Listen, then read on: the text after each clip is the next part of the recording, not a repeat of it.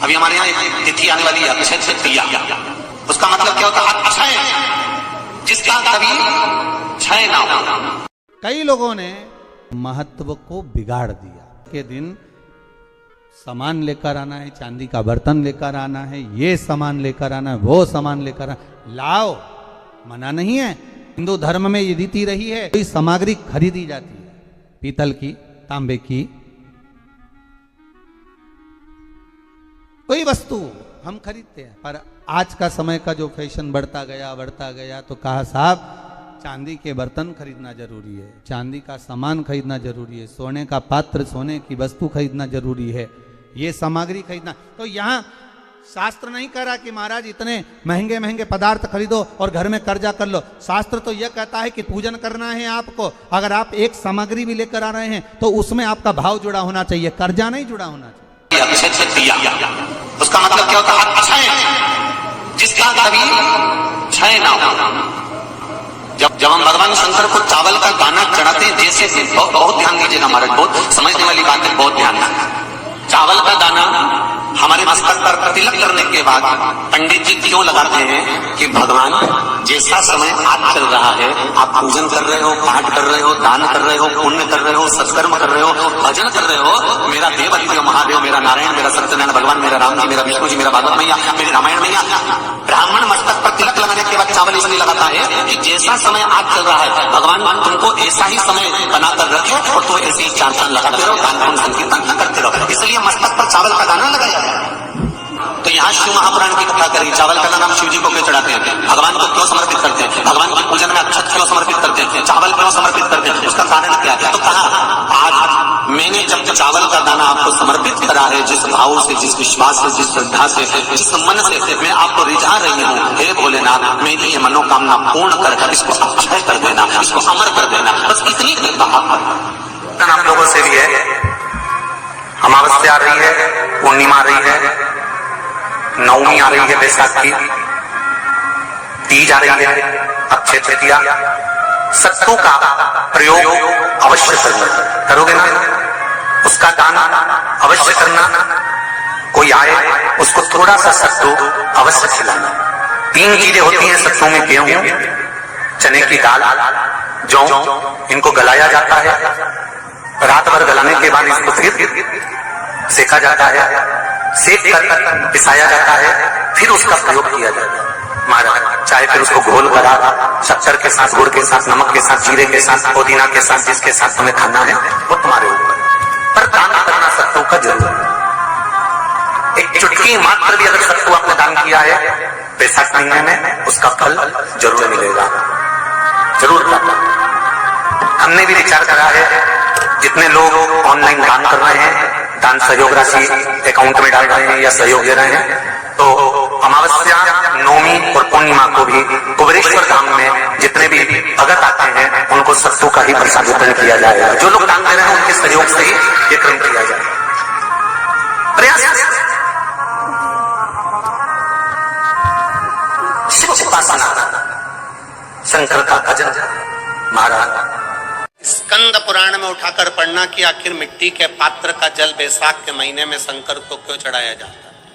अगर मिट्टी का पात्र भी नहीं हो, तुम्हारे घर में मटका हो, सुरई हो, वो भी नहीं हो, तो एक दिए में मिट्टी के पानी भर लो और वो पानी तांबे के कलश के अंदर जो पानी है उसमें मिला लो। पर मिट्टी का जल शिव जी को क्यों चढ़ाया जाता है? स्कंद पुराण के अंदर बैसाख महत्व में लिखा कि जो अधोगति में मर गया होता है, अचानक मर गया होता है, एक्सीडेंट में मर गया होता है, उसकी जीने की ओर तमन्ना थी, अचानक कोई बीमारी लग गई और मर गया, कोई बड़ी बीमारी लगने के कारण चला गया, उसको बहुत कुछ करना था पर मर गया, उसके लिए बैसाख महीने में शंकर भगवान को जब हम मिट्टी के पात्र का जल समर्पित करते हैं तो वो जीव तड़पता नहीं है, कहीं भटकता नहीं है। उसको गया में, पितरों में मिलाया कि नहीं मिलाया, बद्र विशाल में ब्रह्म का पाली करी कि नहीं करी, कभी पिंडदान, कभी तर्पण, तिलांजलि हुई कि नहीं हुई, पर मिट्टी के पात्र का जल बैसाख महीने में जाता है तो वो जीव कहीं पर भी हो उसकी मुक्ति हो जाती है, उसका मोक्ष। मिट्टी का कोई पात्र नहीं, कोई तारवा नहीं, तो आप दिए के अंदर भी जल भरकर उसको तांबे के लोटे में मिलाकर शिव जी को चढ़ा सकते हो। बैसाख महीने में वो जिस नारी के गर्भ में बच्चा 1-2 महीने का, 4 महीने का, किसी का गिर गया हो, बच्चा चले गया 2 महीना, 4 महीना, 6 महीने का, समाप्त हो, उसको चढ़ाना चाहिए बैसाख महीने में शिव को। कई लोगों ने महत्व को बिगाड़ दिया के दिन सामान लेकर आना है, चांदी का बर्तन लेकर आना है, ये सामान लेकर आना है, वो सामान लेकर आना, लाओ, मना नहीं है। हिंदू धर्म में ये रीति रही है, कोई सामग्री खरीदी जाती है, पीतल की, तांबे की, कोई वस्तु हम खरीदते हैं। पर आज का समय का जो फैशन बढ़ता गया तो कहा साहब चांदी के बर्तन खरीदना जरूरी है, चांदी का सामान खरीदना जरूरी है, सोने का पात्र, सोने की वस्तु खरीदना जरूरी है, ये सामग्री खरीदना। तो यहाँ शास्त्र नहीं कह रहा कि महाराज इतने महंगे महंगे पदार्थ खरीदो और घर में कर्जा कर लो। शास्त्र तो यह कहता है कि पूजन करना है आपको, अगर आप एक सामग्री भी लेकर आ रहे हैं तो उसमें आपका भाव जुड़ा होना चाहिए, कर्जा नहीं जुड़ा होना चाहिए। लक्ष्मी सबसे ज्यादा प्रसन्न कौन से दिन होती है? जम के बोलिए जरा। शुक्रवार। तो शुक्रवार को लक्ष्मी सबसे ज्यादा प्रसन्न क्यों होती है? उसका प्रसन्न होने का कारण क्या था? लक्ष्मी जी के 2 भाई थे, दोनों की शादी नहीं हो रही थी, दाता और विधाता, दोनों का विवाह नहीं हो रहा।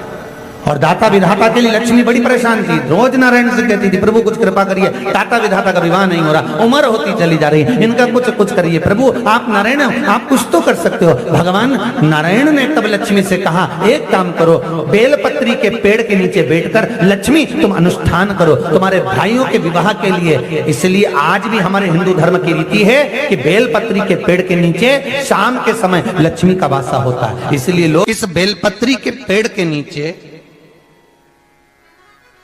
तुम्हारा रात्रि को शाम को 6 बजे से लेकर रात्रि को 8 बजे तक तुम्हारा निवास होगा। जैसे पीपल के पेड़ में देवताओं का निवास, आपको आप लोगों ने यदि पद्म पुराण पढ़ी होगी या सुनी होगी तो उसमें स्पष्ट कहा है, पीपल के वृक्ष की गणना ध्यान देना, पीपल के वृक्ष में सुबह 4 बजे से लेकर 7 बजे तक ब्रह्मा जी का वासा होता है।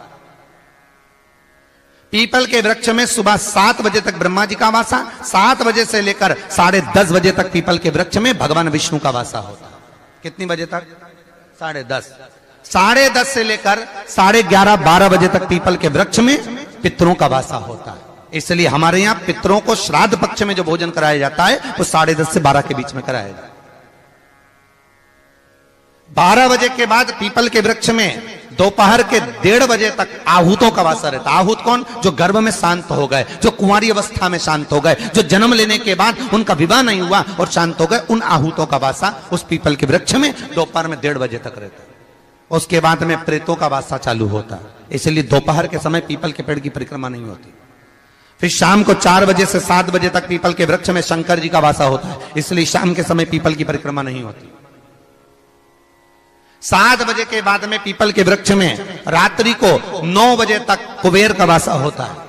फिर 9 बजे के बाद में प्रेतवास चालू होता है पीपल के वृक्ष में। उसी तरह बेलपत्री का जो वृक्ष है, उस बेलपत्री के वृक्ष के नीचे रात्रि को 8 बजे से लेकर 12 बजे तक बेलपत्री के पेड़ के नीचे कुबेर का निवास होता है। महाराज, कुबेर का निवास। प्रयास करा करो इसी बेलपत्री के पेड़ के नीचे हम दीप लगाएं, घी का दीप। यदि संपदा की कमी हो तो, अगर भगवान ने खूब संपदा दी है तो भले मत लगाओ, कोई दिक्कत। महामृत्युंजय मंत्र का यदि आप जाप करते हो और आपको मालूम पड़ गया कि शरीर में मुझे ये रोग हो गया है, मुझे शुगर हो गया है, मुझे बीपी हो गया है, मेरा ब्लड प्रेशर ऊंचा नीचा रह रहा है, कोई भयंकर रोग, मेरे रिश्तेदार को कोई कैंसर जैसा रोग हो गया, किसी को कोई थायराइड हो गया, किसी को कोई किडनी और लीवर में सूजन हो गई, किसी को कहीं किडनी और लीवर में तकलीफ हो गई, तो शिव महापुराण की कथा कहती है, नवग्रह शिव महापुराण की कथा कहती है कि बेलपत्री के वृक्ष के नीचे महामृत्युंजय मंत्र का जाप जो शुक्रवार की शुक्रवार घी का दिया लगाकर करता है, उसके रोग बाबा देवाधिदेव महादेव समाप्त करते चले जाते हैं। ये संजीवनी मंत्र शुक्रवार के दिन भगवान शंकर को शुक्र को दिया था, इसलिए उसकी प्रधानता है।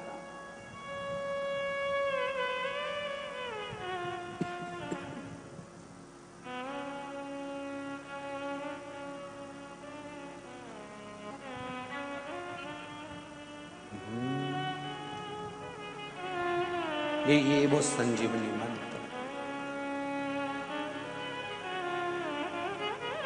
शुक्रवार के दिन बेलपत्री के वृक्ष के नीचे बैठकर घृत का दिया लगाकर शरीर में जो रोग है उसका स्मरण कर कर शंकर जी से विनय कर कर, हे भोलेनाथ, आपने शुक्र देवता को संजीवनी मंत्र दिया है, तो क्या आप मेरे को वो मंत्र प्रदान नहीं करोगे?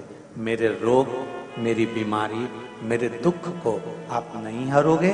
शिव से कहो, ये शरीर आपने दिया है और भजन करने के लिए दिया है, स्मरण करने के लिए दिया है, कीर्तन करने के लिए दिया है, तो संभालोगे भी आप। और बेलपत्री की ओर मुख कर कर घी का दिया लगाकर महामृत्युंजय मंत्र का स्मरण कर लेने पर धीरे धीरे धीरे धीरे धीरे धीरे वो रोग समाप्ति की ओर आता चले जाता।